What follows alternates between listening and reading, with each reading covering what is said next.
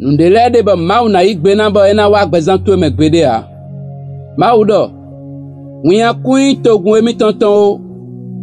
Akaro sisi ha mi wedian. Wonu ado mau me jawe tegbe o. Kenta sindudo jitu egbede a. Wabado ra santa deni woni mi memba na khode ba kuru na se degbe tuwe. Ena ha nundo. Somme 25 verset 2. Emi unado. Mauche. Wiwe nde jido. Manu nduwiya o.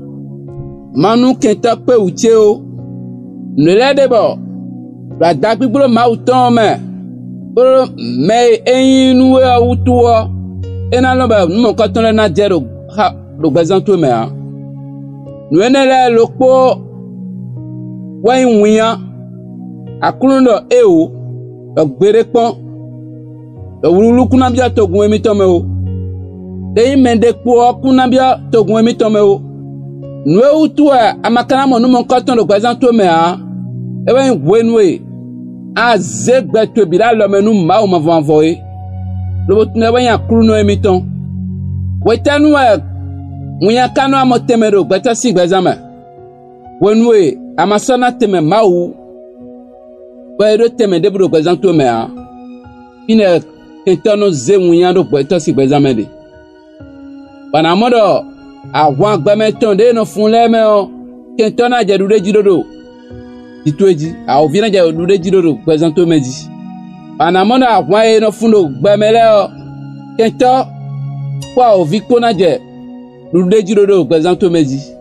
Dude jio ena pacha we banado ma ujomi do ya e o wiwejo ma odo. Adona tite. Lona tite sokpanta. Nunde bude do kwame. Lobo babona fonkudo ma osi anda gbigloji me ma wiyan uji ba mama na setonu ma wa. Numo kotonu me wa membo asi setonu ma wa. Ene wa na fon wa ha jenu kon.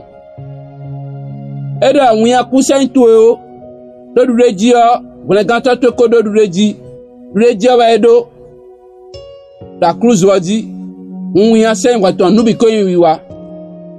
Nwe gbame fiton biba wado kudo ton eko yin wiblo wonwe eko zede bo kera kruzuji lo tatome era muya into ya wulu sa into ya ele bikofo no lo krisume o muya sodo temero gbezanto me ha ma ko ya zene bi lo bo wa wonwe se fiton lo kruzuji lo tatome commenter bodo. Je me confie en toi, Seigneur.